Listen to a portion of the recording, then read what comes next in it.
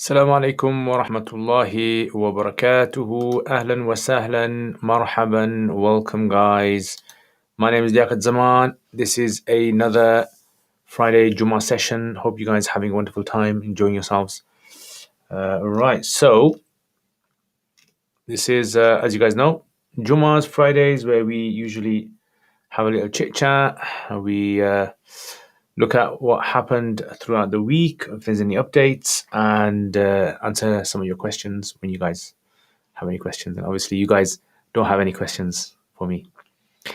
Okay, and also, inshallah, today the Arabic podcast is coming back. Yeah, because you guys have been demanding it. So, inshallah, today the podcast is going to restart. And just. My name is Liaqat Zaman. If you guys don't know, this is my YouTube channel. I make YouTube videos and all sorts of videos. You guys can check it out. So today has been a bit of a rainy day today, right? So not a bit of a rainy day, quite a lot of a rainy day. And the sunshine has sort of disappeared for a little while. But inshallah, tomorrow I am going to be going to Derby. Yes. So I'm going to be going Derby. I don't know if I should document it. I don't know if I should record it, my journey there. Remember last time when I went to London and I did the live stream on the motorway? I don't know if I should do that again. I don't want to risk, you guys having heart attacks every time I'm about to collide into another car. Wa alaikum assalam, Sufyan, mashallah, ahlan wa sahlan, marhaban, welcome. So, yeah, Sufyan, you ready, bro? Yeah, mashallah, I'm going to get to meet Sufyan for the first time properly. Wa alaikum assalam, Ismail, ahlan wa sahlan. S. Hussein, wa alaikum assalam, ahlan wa sahlan, marhaban. So today we've got the white jubban today, clean white, but unfortunately it's raining. So when it rains, and you know what happens with white jubbas when it rains, when you walk, the water that flicks off your back of your shoes goes onto your clothes, and then you have little specks at the back. I don't have any specks at the moment. I don't think I have any specks, but yeah. So usually, when I get home, I take off my jubba. I'll probably put something a bit more comfortable to wear. But Fridays, I gotta get a Friday look for you guys. So I gotta keep the Jummah. Today I had a Jummah talk in the masjid, and I thought I was gonna get late. Yeah, traffic is just horrendous. I don't know what happens in Birmingham these days, especially when it rains. And traffic was horrendous. Alhamdulillah, I got there on time. Did the talk, finished. And tomorrow I've got a podcast in Derby. I meet up with Sufyan. What else have I got? And then tomorrow I'm chilling out, just live stream in the evening. Sunday. So we finished Surah Rahman last Sunday.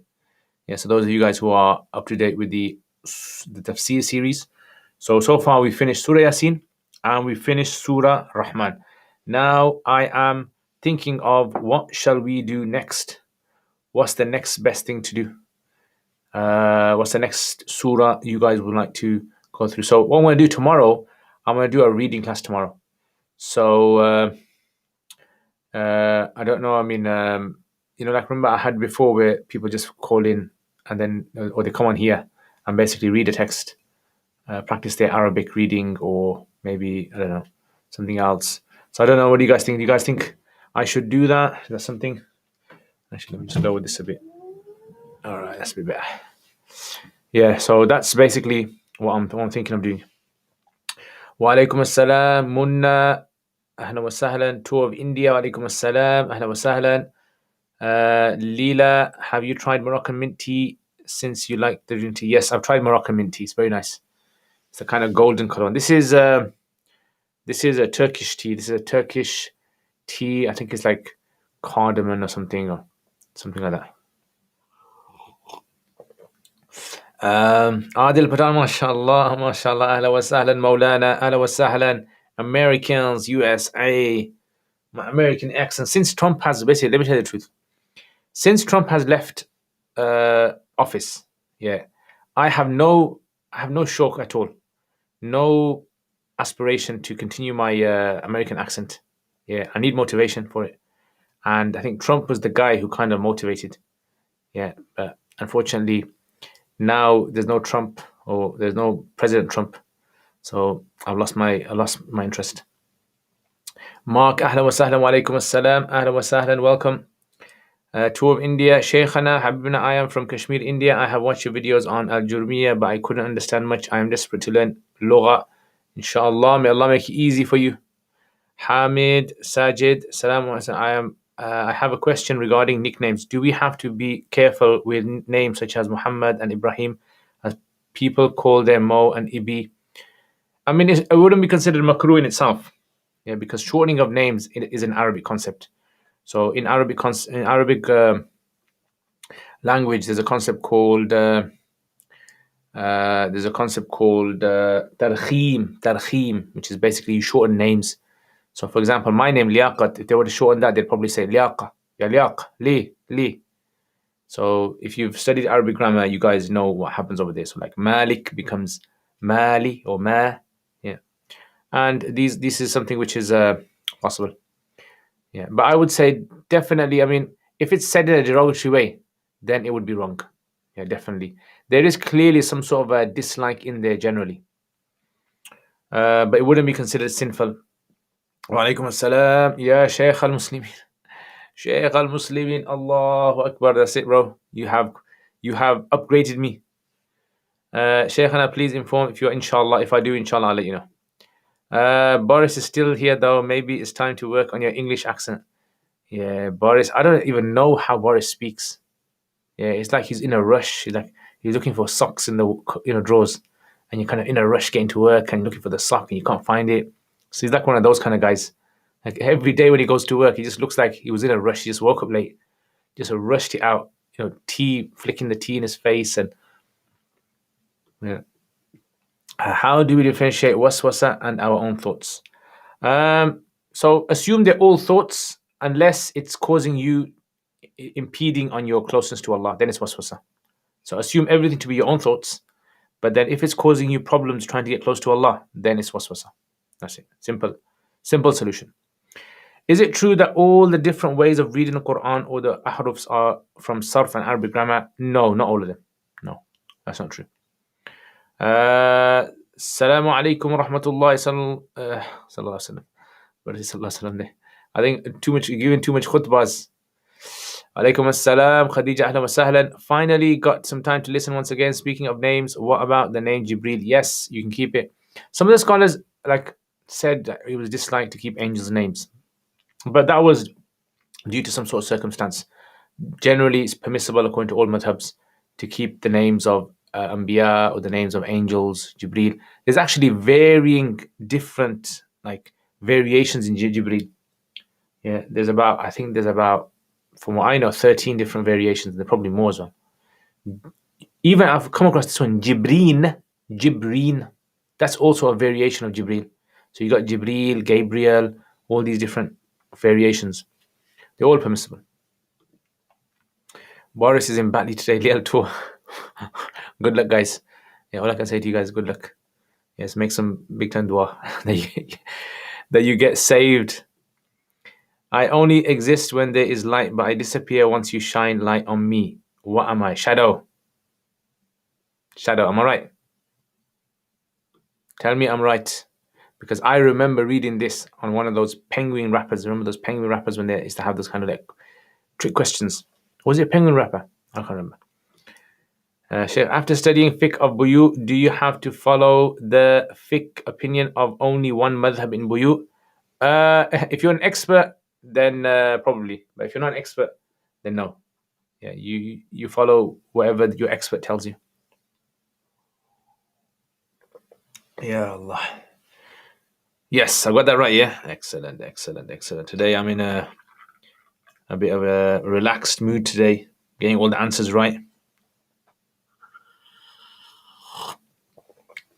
So, what's been the latest with you guys? MashaAllah, alhamdulillah, this week I've managed to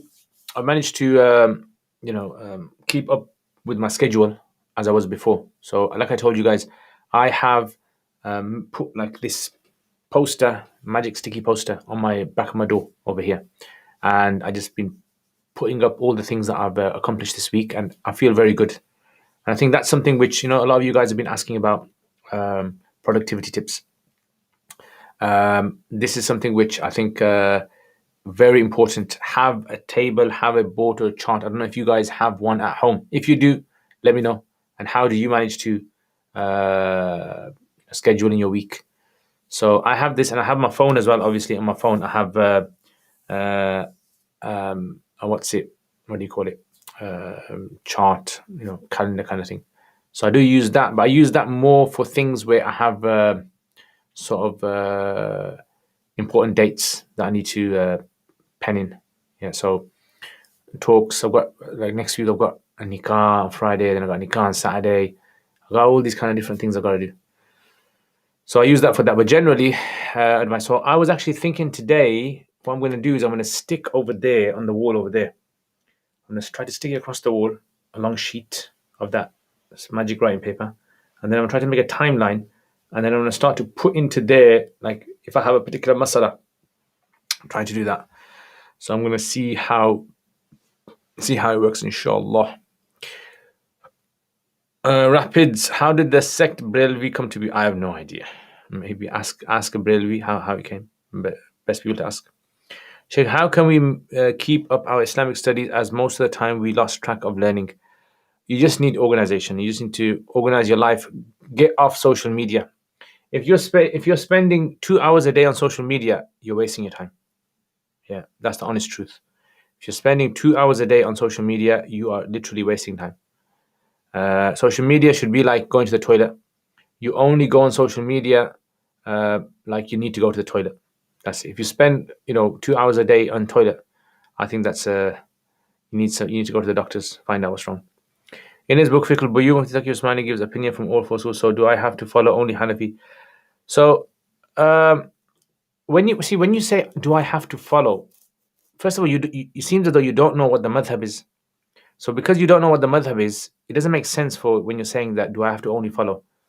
So first of all, you need to study the madhab inside out. First of all, study the madhab inside out, and then after that, you reach a level where you can actually look into the whole concept. If you haven't studied the madhab inside out, you are not, basically, literally, you are not a follower of the madhab. You're simply following something one expert says. That's what it is. Jazakallah for the answer regarding nicknames. I only had that in regards to Prophet's names. Jazakallah khair wa iyyakum alhamdulillah. Yeah, so that's the thing. When people ask me fiqh, like do I have to follow madhab and this and that, it's generally people who are studying Quduri, they are not following a madhab. And people who are studying Hidayah, they are not following madhab. What you're learning a madhab, because you only follow a madhab when you know what the madhab says. You're just learning one book basically. In reality, you're not following the madhab, you're following an expert's opinion. So, if you pray your salat in a certain way or you give zakat in a certain way, you're clearly following some expert. That's why a lot of people get confused. That's why people who follow the madhab are the experts follow madhabs. And that's why you go to them and you ask them and they give you an answer.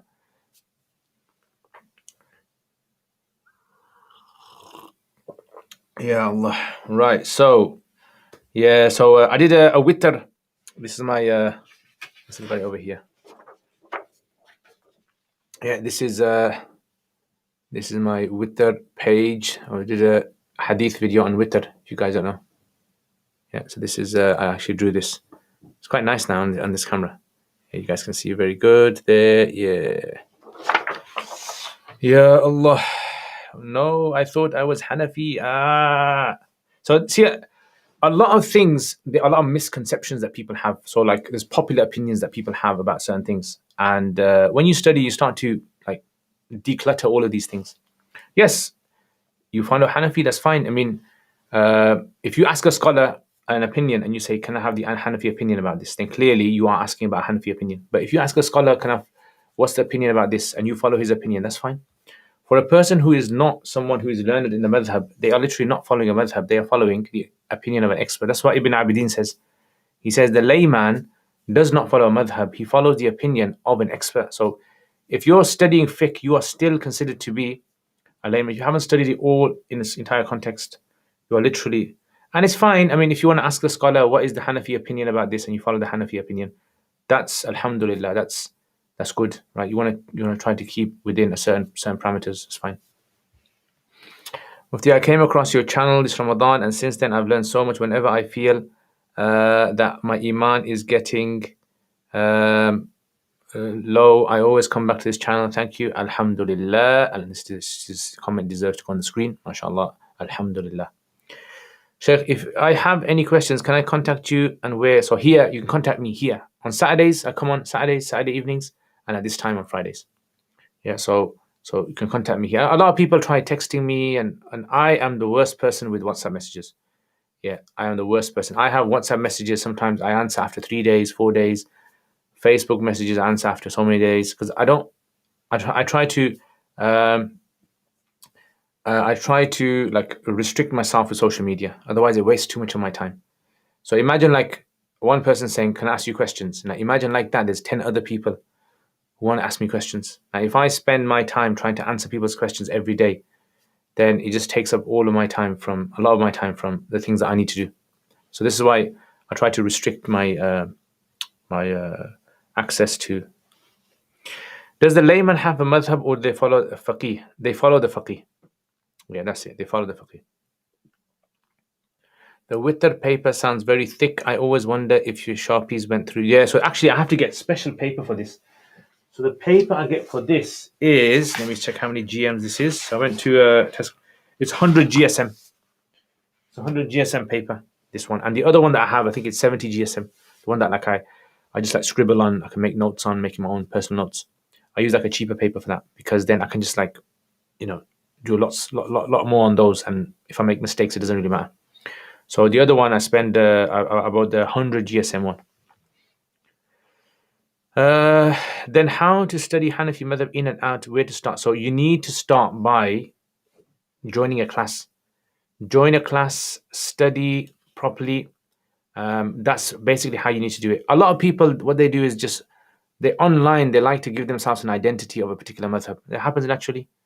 But the thing is, are they really understanding the madhab? Do they really know? No, they don't. So you need to study the madhab thoroughly, start from the beginning. You can start with my Quduri lessons on my YouTube channel. Get a teacher. I would say best is to get a teacher, even if you have to pay him, study by him regularly. How does one begin to understand the madhab inside out? And most of us are lay people reliant. Yeah, so you need to study it from a teacher. That's the main thing. You need to study from a teacher. There's no easy option, not at all. Yeah, and anyone tells you otherwise, they're just misleading you.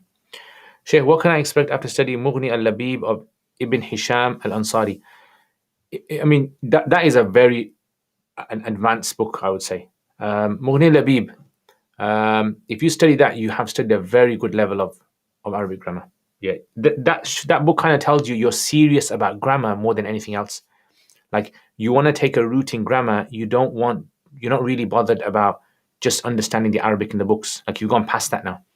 So let's say, for example, like there's this journey in Arabic. Once you reach a certain point in Arabic grammar, you can actually start reading books, and then you stop studying grammar because you don't need it anymore. But once you go past, once you get to a book like Mughni al-Labib or something else, after Mughni al-Labib, you basically, that's it now. You want to go into the advanced stuff, and you're not really interested in improving your Arabic reading. You're more interested in learning about the history of Arabic grammar and the ikhtilafs and the madhahib in there. That's what it is. So it's not necessary for people to study it. Jazakallah khair. To India, Sheikh, I have a question regarding witr prayer. How many rakats should I pray? Usually I pray one. According to the Hanafis, 3 rakats. Yeah, 3 rakats is. Starting a Muslim woman book club soon, inshallah. Any suggestions for kitabs will be spiritually based? My thoughts was Ihya Ulumuddin are excellent, mashallah. Well, I think this is very good. Maybe any other women out here who want to maybe join you, inshallah, that would be a good thing as well. So I think having these kind of book clubs and things, I think these are very, very important.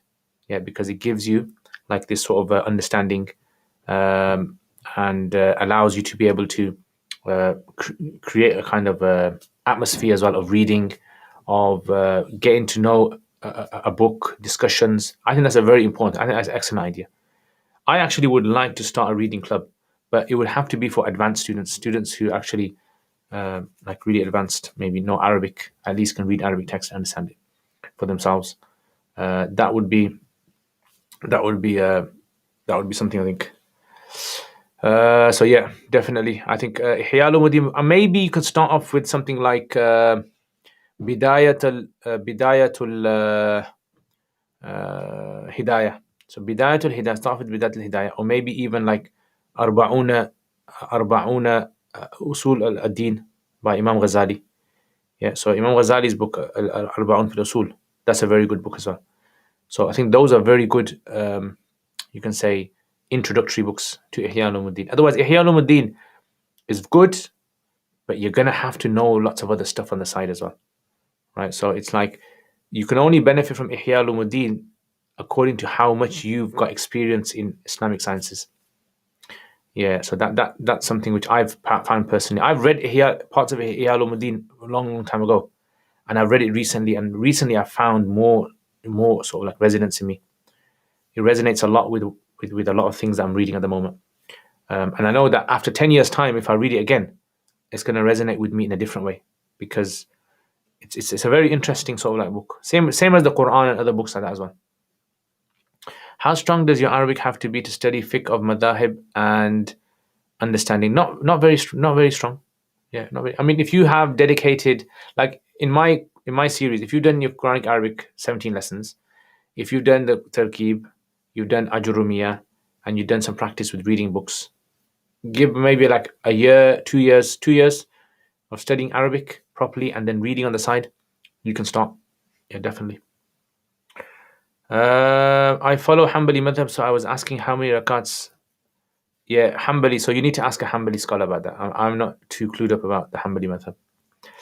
Wa alaikum assalam. How can we dispose of old books, Quran, or paper with Quranic verses? So you can three ways, I would say. Number one is you can throw them in the sea, which the scholars mentioned. Now it's difficult to do that, so you can burn them. So burning them and getting the ashes and putting them in a clean place.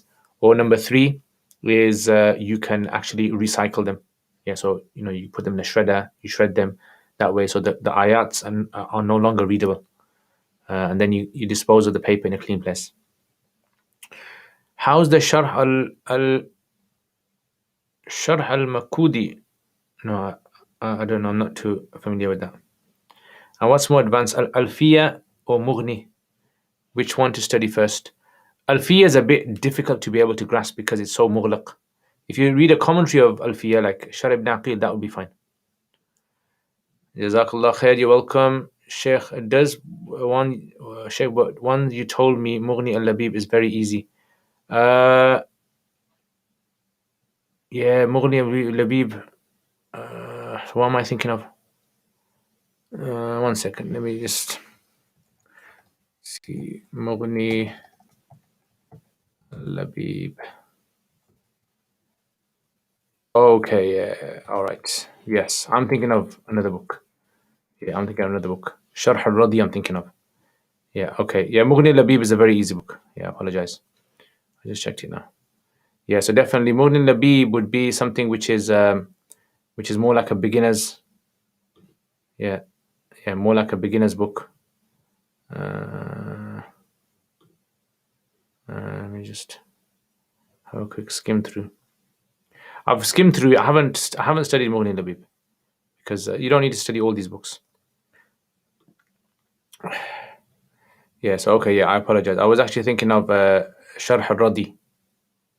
Yeah, Sharh al-Radi. So Mughni al-Labib is basically like Hidayat al-Nahu, something of that sort. Yeah, so if you study Hidayat al-Nahu, it would be enough for you to actually continue with your Arabic. Yeah, Mughni al-Labib Kitab al-I'rab. Yeah, so this is a basic book. Sharh al-Radi on Kafiya, that's considered to be a very advanced book. Yeah, if you can study that, that's like really advanced stuff. Assalamu alaikum wa rahmatullahi wa barakatuh. Arsalan. What would you recommend to study after Usul al-Shashi? After Usul al-Shashi, study Nur al-Anwar. Matn al-Manar, Nur al-Anwar. Yeah.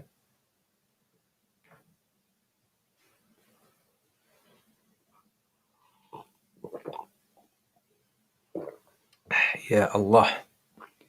Okay, one second. Let me just get myself some tea. Answer this. Wa alaikum assalam, mashallah, Maji, ahlan wa sahlan. Our cycling has been disrupted. Yeah, cycling has been disrupted. Ya Allah.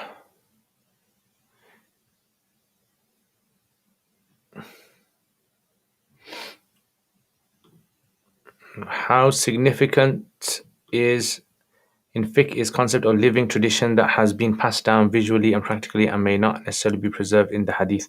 According to Hanafis, the first few generations is very significant, definitely. The first few generations, Sahaba generation, Tabi's generation, there's very, very important. Because that's basically how the preservation of the deen was in the early years. It was in action, practice. The practice of, so in the first generation, for example, Sahaba generation, Tabi's generation, definitely. But then after that, then it's not reliable. Yeah, because then lots of other things have happened amongst the Muslims socially and politically, and it's affected it's watered down basically the tradition. So that's why, like the Malikis, Ahl Medina, practice of Ahl Medina, Hanafis and others say it's not reliable because it's too late. There's too many things that have happened to be able to say that this was the only practice of the Prophet ﷺ, or this was. Wa alaikum assalam, Mudassir, ahlan wa sahlan. Welcome, my brother from Kashmir. Ahlan wa sahlan, ahlan wa sahlan. For example, the actions of the pure. Can you name that book again? Yeah, it's called Sharh al-Radi. Sharh al-Radi. Yeah, so Mughni al-Labib. Yeah, this is quite not an easy book, but it's at the level of like Hidayat al-Nahu, but with examples. Yeah, that's what this is. So it's good. I mean, studying this definitely before you go into Alfiya, without doubt.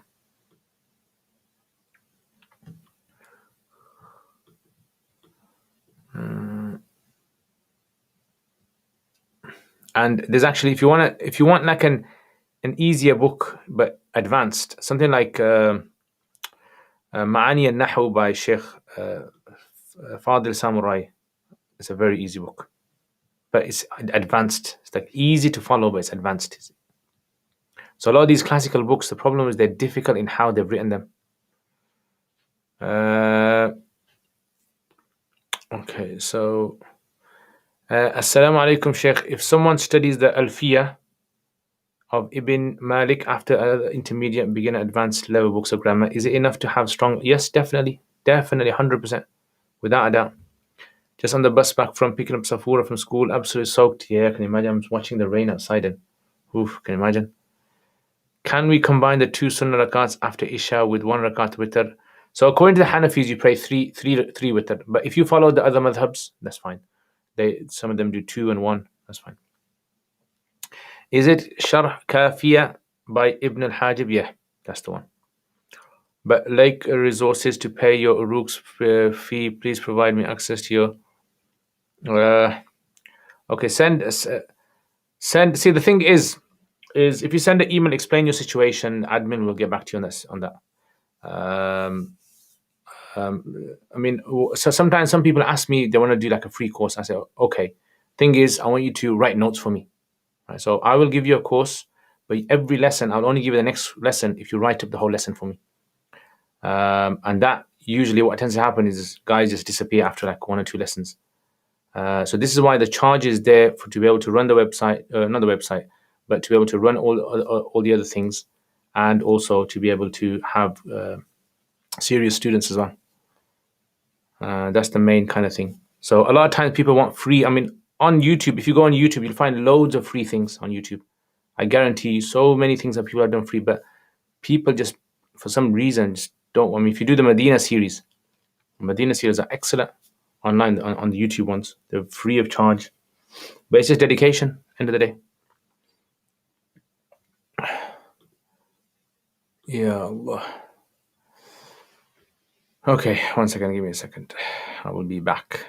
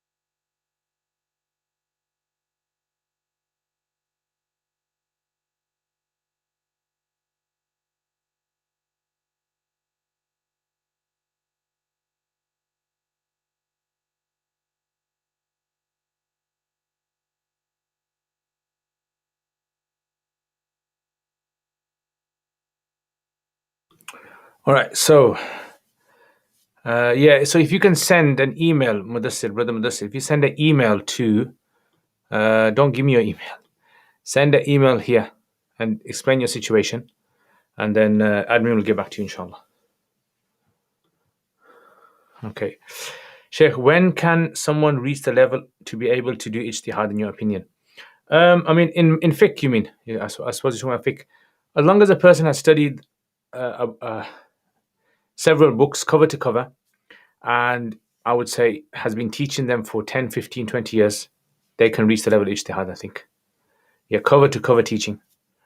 And this is one of my teachers used to say this, but this is not full, like, this is a whole big topic in itself, Brother Abdul Rashid. This is a whole big topic. Like, people have to understand there's different levels of ijtihad, there's different areas of ijtihad, there's different specialities of ijtihad. So generally, when we think about ijtihad, we think to ourselves, oh, this is ijtihad. No, ijtihad is a big concept that has many different layers to it. And so just being able to answer that in 5 minutes isn't really giving justice. You have to understand the whole concept of how ijtihad works. So ijtihad basically is like someone who is such an expert, who understands all the resources, the opinions of all the scholars, knows why they've said this, why they've said that, understands what's happening in his society. Right. Can you explain what is meant with I am what my servant thinks of me? Yeah. So this hadith basically means that the way that a person has like assumptions about Allah, like if a person really thinks that Allah subhanahu wa ta'ala is forgiving deep down, then that person will live their life according to that. In other words, Allah will treat them in that way. If a person thinks that Allah is not going to forgive me, then that means that person is going to live a life of despair, and they won't have any motivation to do anything to try and get back to Allah. Okay, Salam. You talked about witr in 40 hadith. You mentioned witr is the last prayer of the night, but most people read the witr. Aisha, can you read tahajjud after witr? Yes, you can pray tahajjud after witr, but it's recommended that if you regularly pray your tahajjud, that you pray the witr at the end. You delay the witr after Isha, all the tahajjud. But the ulama Hanafi say that if you're not confident that you're going to wake up for tahajjud, then pray your witr before you go to sleep. But if you did wake up, accidentally, randomly for your tahajjud, then it's fine. You don't have to repeat the witr again. I ask about the practical action passed down, as it's not feasible that so many people knowledge in Kufa did not do Raful Yadayn if it was not passed down from Sahaba and Tabi'in who lived there. Practical action passed down, as it is not feasible that so many people of knowledge in Kufa did not do. Yeah, so the people, basically the people of Kufa not doing it is not a dalil in itself. This is like a supporting evidence. The dalil in itself is something greater than that, which is that, we don't find majority of Sahaba reports that they would do Raful Yadayn. So, but the practice of the people of Kufa, the Hanafis say, is something which kind of gives preponderance to one opinion over the other. So it's not a dalil in itself. Assalamu alaikum, Qazi. Ahla wa sahlan. I'm very well, thank you very much. Mark, تعجبني الكتب إعانة الطالبين للسيد أبي بكر شطة. ما شاء الله. أنا لم أسمع بهذا الكتاب لكن أهلا وسهلا. What's your mother tongue, Sheikh? Mine is Pashto. I speak Pashto. Do you know Pashto, Qazi? Ya Allah. Yeah, so that's basically my week, inshallah. So like I said, I'm doing a series on this. So on my Uruk, you can find this series, Maqamat al-Hariri. Right, it's a literature book. It's a bit advanced, right? Reading it is quite advanced. It's quite difficult to. I enjoy reading, listening to it, actually. Yeah, so it's really kind of like, engaging, I would say. So if you're into adab, you like this. If you're not into adab, then you're going to find it very difficult. Yes, I can speak Pashto. That's my language. Anyway, guys, I think I'm going to start finishing off there. If there's anything else interesting, you guys can let me know. Then I can, inshallah, actually, this is a good book for those of you guys who are asking about sarf. It's a good book, but the problem is it needs commentary, it needs explanation. I showed you these guys before. Sarf al-Arabi by Sheikh Fadil Samurai. So it's thin, it's not that thick. But the thing is, it's quite sort of like brief. So this kind of book is something that this kind of book that is good for studying after you've done like Sarf. So my understanding Sarf series, after we've done that, inshallah, I think I might start going through this. Yeah, just to kind of consolidate everything with you guys. So this is a good book that I found. Obviously, one of the best books in Sarf is Ash-Shafiyah by Ibn Hajib, but that's very sort of advanced. It's very mughlaq. It requires a lot of explanation and ikhtilafs and all that. Assalamu alaikum, Naveed. Ahlan wa sahlan. Looking forward for your Arabic podcast. It's really helpful. Alhamdulillah. Alhamdulillah. It's just the only thing with me is my time. I personally wish if someone else could take it over. If someone else could take it over, could head it, and maybe I attend sometimes, that would be excellent. But at the moment, I don't know. I mean, it looks like I have to do all the new projects. So Maulana Hamza, mashallah, is very good. How you learn English? I'm born and brought up in the UK, so I speak English. What's the difference between i'tiqad and iman? I don't know. SK, wa alaikum assalam. Ahla wa sahlan, SK. Welcome. Sheikh, what science apart from fiqh itself do you think you will really help you understand fiqh? Besides fiqh itself, hadith definitely. Science of hadith will definitely help you. And also, well, actually depends which aspect of fiqh. So if you're talking about transactions, buyu, then studying something like economics, right, in university or in college or something like that, that would really definitely help. Yeah. Okay. Also, can you explain ikhraj, takhrij, and istikhraj? Are you asking about the linguistic meaning of them? I don't understand. Is this linguistic meaning? What's our evidence for many of the Sahaba not practicing Raf'ul Yadayn? As some of say that all Sahaba did Raf'ul Yadayn without exception. Yeah, again, so if you read something like Sharh Ma'ani Athar, Sharh Ma'ani Athar and other books, so generally generally the scholars, like those who say Raf'ul Yadayn, they say Raf'ul Yadayn is mustahab. They don't say it's wajib.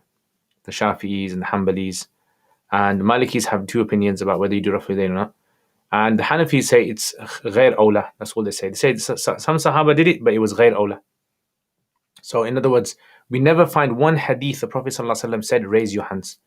So it's strange that if something is so important in your salat, how comes we don't find one hadith the Prophet ﷺ, him saying, irfa' yadayka, raise your hands. So that's why if it's a concept which is umum al-balwa, that's the main principle that the Hanafis use, that if it was something that was supposed to be done 5 times a day, every single day, then it's clearly something that we should find lots of narrations of. We don't find lots of narrations of Sahaba. We just find about 5 or 6 Sahaba, and they're all young Sahaba. Ibn Umar and others. Ibn Umar himself didn't even used to do it. And this is mentioned in Ma'rifah Sunan by Shaykh Yusuf bin Nuri. Is listed all the narrations and discussions for and against. And he actually, Sheikh Anwar Shah Kashmiri has done a full discussion on this. It's called Nail al-Farqadain fi Raf' al-Yadayn. Nail al-Farqadain. It's a very detailed book. Okay. So like when the Hanafis are saying that they're not doing it, it's like Abu Hanifa is actually seeing the Sahaba and Tabi'in that they're not doing it. So clearly they're not gonna, like, they're not just gonna omit something very important in the religion. That's not gonna happen. No problem. May Allah make it easy. Ameen. In hadith, ikhraj, takhrij, istikhraj, they're all roughly the same meaning. Ikhraj can mean akhrajahu, this narration has been reported by so and so. Takhrij can mean that to investigate. There's several meanings of takhrij in usul hadith. One of them is where there's a hadith and you're trying to find a chain for it. That's the common one. Do you speak Arabic with your children? No, I don't have any children. If yes, how did you do that? So no. If no, why? Because I don't have children. Don't you think it is important for Muslims to be united under the Arabic language? I think more than that, they need to be united under the Quran. I think Muslims should learn what the Quran says more than anything else. وعليكم السلام ورحمة الله وبركاته. Muhammad, أهلا وسهلا. أهلا وسهلا. أهلا وسهلا. Okay, guys, so I am going to finish there, inshallah. I will finish. And make sure you tune in, inshallah, to tomorrow live stream in the evening where I'll be answering normally few questions. And also Sunday, inshallah, probably be doing a reading class. I'll probably be advertising it maybe late in the evening or tomorrow. And tomorrow, inshallah, I will be going to Derby. Yeah, so I might do just a little bit of recording for the day just to show you guys my journey and things like that. So my journey is going to be on my own journey, so I won't have a companion or driver to take me there. So I probably won't be doing a live stream whilst I'm going. Tomorrow, unfortunately, I have to go to Derby tomorrow. I've got a talk there.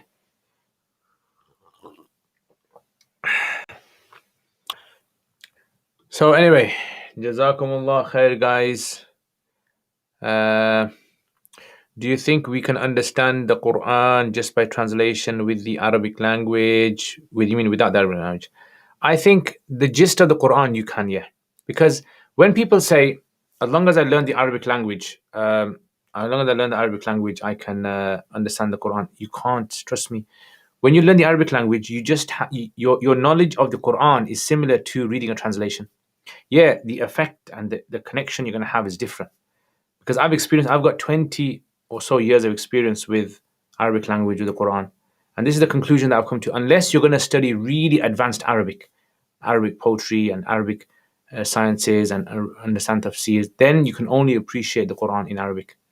Otherwise, for many people who are learning Arabic, when they read the Quran, yeah, they can understand, okay, alam tara kayfa fa'ala rabbuka. But if you've got a translation that's telling you what each word means, you basically got the same thing.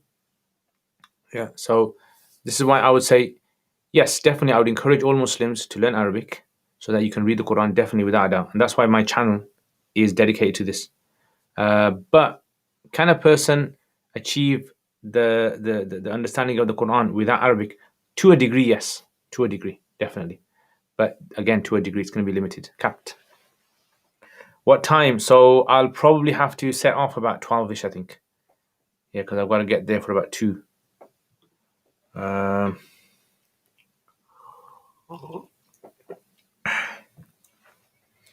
Yeah, Allah. All right, guys. So take care, inshallah, and I will see you guys next time. How is the weather in the UK? I live in Netherlands, and it's 33 degrees here. Oh, mashallah.